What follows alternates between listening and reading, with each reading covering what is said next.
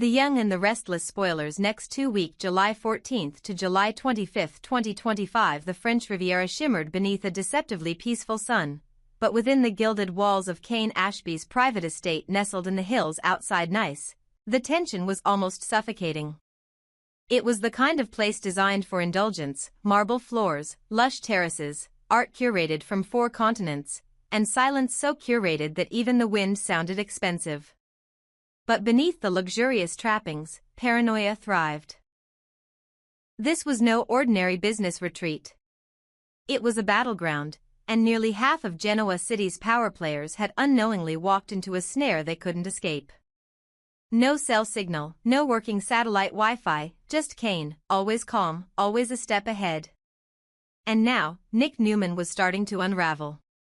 Nick hadn't intended to follow the trail this far, but Victor's warnings had been too loud to ignore. Cain is dangerous when underestimated, his father had said, and for once, Nick believed him. He hadn't come to France with the intention of spying, but when he arrived and saw the constellation of familiar faces orbiting around Cain's new empire, alarm bells rang. What started as a strategic gathering had begun to feel more like a psychological experiment: old loyalties questioned, trust splintered, secrets exposed in subtle glances across dinner tables, and Cain always watching, always smiling. Phyllis Summers, stunning as ever in crimson silk and sharp heels, had arrived days earlier, under the guise of consulting on a media rollout. But Nick knew better. Phyllis never worked for free, and she never worked without leverage. The trouble was, Nick didn't know where her loyalty lay anymore. She had once been an unpredictable ally, a dangerous enemy, and a heartbreaking love all rolled into one. But now? She was something else entirely. Cool, calculated, and far too comfortable under Cain's roof. When Nick cornered her one morning on the upper terrace, he demanded clarity. "Which side are you on?" he asked, barely masking the betrayal in his voice. "Yours," she countered, tilting her head, "or your father's?" Phyllis knew how to twist the knife with surgical precision. But beneath her aloofness was genuine concern. She saw the way Nick's hands trembled when he thought no one was watching, the way he flinched every time Cain's assistant, the eerily efficient Carter, entered the room with another silent message or clipboard full of mystery. Something had spooked Nick deeply, and despite her better judgment, Phyllis cared. But Nick wouldn't talk. Not directly. Not yet. So Phyllis needled him. In their private conversations, she played both confidant and interrogator. She reminded him of the times they had unraveled secrets together, of the enemies they'd outwitted, of the fires they'd survived. "This place isn't real," she whispered one night after too many glasses of Côte de Provence rose. "It's a stage. And you're acting like a man trapped in the wings." Nick tried to deflect, but she saw the truth in his eyes. He had seen something. Something strange. Something he didn't understand and couldn't explain. Was it about Cain? Possibly. But Phyllis suspected the rot ran deeper. She had begun to piece together fragments on her own. Carter, the assistant, unnerved her, not because of what he said, but because of how he didn't speak unless spoken to, how he moved like someone programmed, not born. There was a sterile quality to his presence, a kind of human void that made her skin crawl. One night, while pretending to retrieve files from the media room, she stumbled upon Carter standing completely still in the shadows of the corridor, staring at a wall for several minutes. No phone, no device, just staring. She backed away before he saw her. Then there was Kyle. Audra. Something there didn't smell right. Nick had gone pale one morning during a closed-door session when Kyle had brushed past Audra and she had flinched, then smiled too quickly. Nick noticed. And he looked away, like he was ashamed to have seen it. Phyllis catalogued everything: the strange silence between them, the way Kyle avoided Claire's gaze, the way Audra clutched her necklace like it grounded her when someone mentioned Nate. Was there an affair? Maybe. But it wasn't just that. There was fear there, real fear. Of being exposed, of being trapped in the web they'd all woven so carelessly. And yet, Nick said nothing. Phyllis pushed harder. Whatever you're hiding, it's going to eat you alive, she warned. Don't make me find out on my own. But Nick deflected again, accusing her of stalling, of using emotion to mask her real intentions. He accused her of betraying him, of siding with Cain. Phyllis didn't deny it. She had pledged loyalty to Cain, yes. But that was a business oath, one laced with survival. It didn't mean she didn't still care about Nick. It didn't mean she wouldn't burn the whole place down if it meant protecting someone she loved. But time was running out. Outside the estate, the world remained silent. No signal. No satellite. No escape. Rumors had begun to circulate among the guests, executives who had flown in under NDAs and assumed they were attending a launch event. Whispers of a blackout. Talk of being off-grid. Some claimed it was a marketing tactic. Others suspected something darker. And in the center of it all stood Cain Ashby, grinning, calm, untouched by the storm he was orchestrating. He said little, but he knew everything. Then came the dinner. An opulent affair set on the veranda, with a string quartet and servers dressed in white. Cain toasted to innovation, legacy, and new beginnings. But Nick barely touched his wine. Across the table, Carter watched him. Phyllis noticed.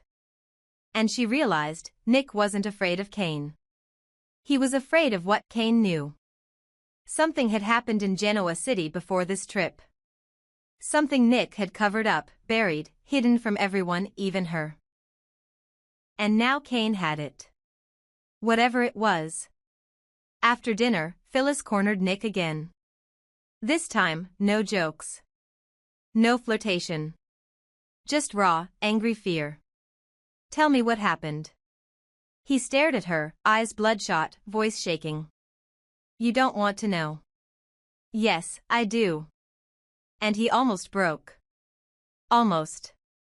But before he could speak, Carter appeared at the door with a single sentence, Mr. Ashby would like a word, Mr. Newman.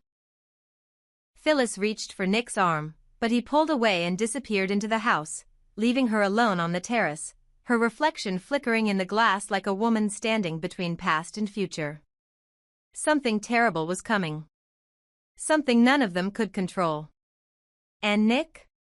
He was already crumbling beneath the weight of it. Back in Nice, the air remained thick with secrets, though the sky itself was deceptively clear.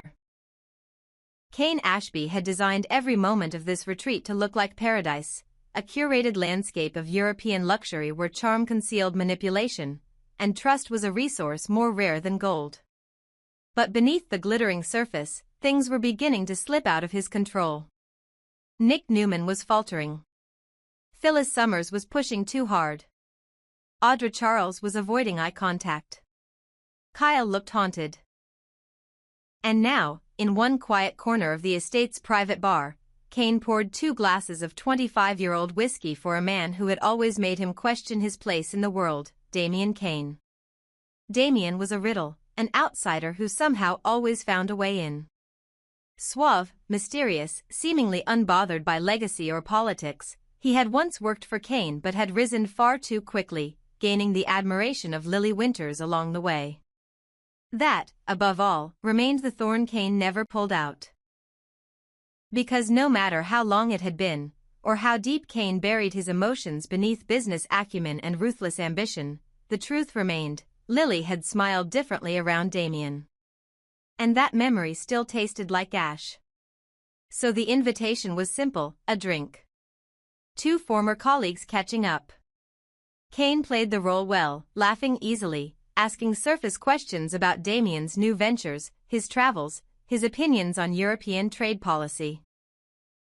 But as the drinks poured and the room dimmed, something shifted. Damian, ever perceptive, began to feel off. It wasn't immediate. Just a flutter at first, a wave of dizziness that could have been jet lag, or the richness of the whiskey, or something else entirely.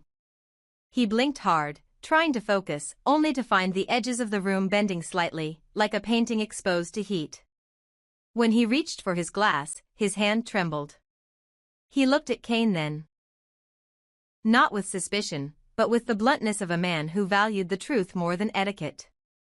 "You didn't poison me, did you?" Cain didn't flinch. He chuckled softly and gestured to his own glass. "We're drinking from the same bottle, Damian." It was technically true. They were. But that didn't mean what Damian feared wasn't happening. He tried to ground himself, gripping the edge of the table, focusing on Cain's face, but even that began to shift. His vision blurred. Not fully, but enough to scramble his balance. He knew his limits, and this wasn't normal.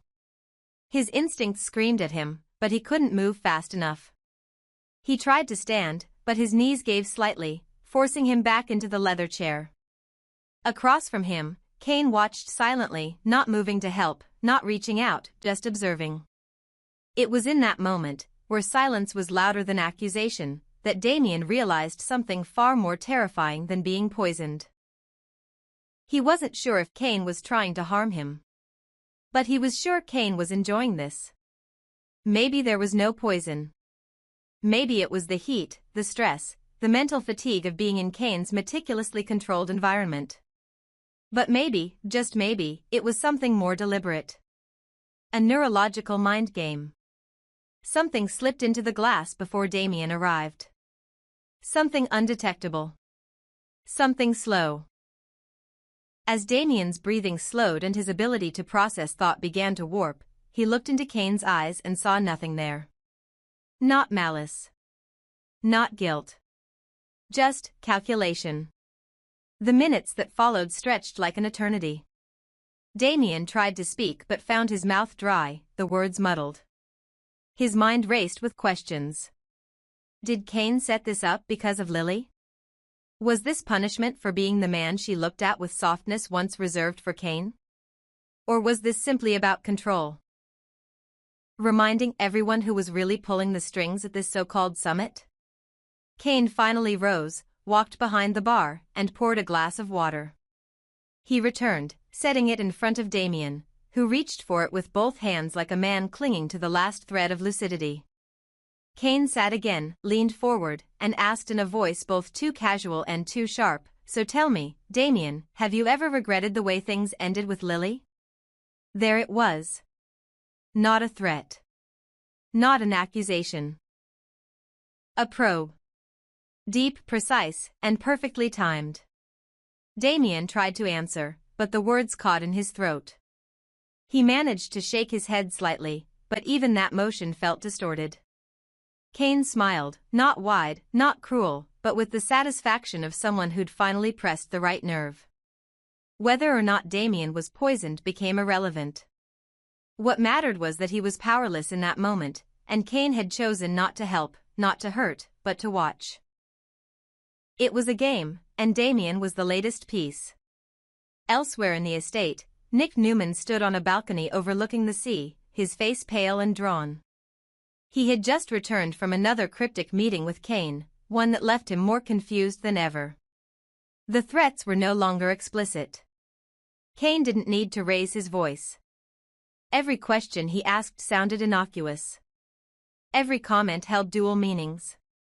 Nick wasn't sure if Cain knew his secret, or if he was bluffing. But it didn't matter anymore. Phyllis was closing in. And Nick was running out of places to hide. He thought of calling Sharon, of reaching out to Summer, of writing something, anything, that could serve as a failsafe if things went wrong. But no phone signal. No Wi-Fi. No allies.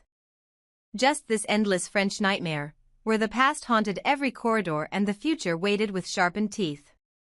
Phyllis found him later that night, alone in the hall outside his room, staring at nothing. She didn't speak right away. She just stood beside him, silent, until he finally said, "I made a mistake." She turned. "What kind of mistake?" Nick swallowed. "One I can't take back.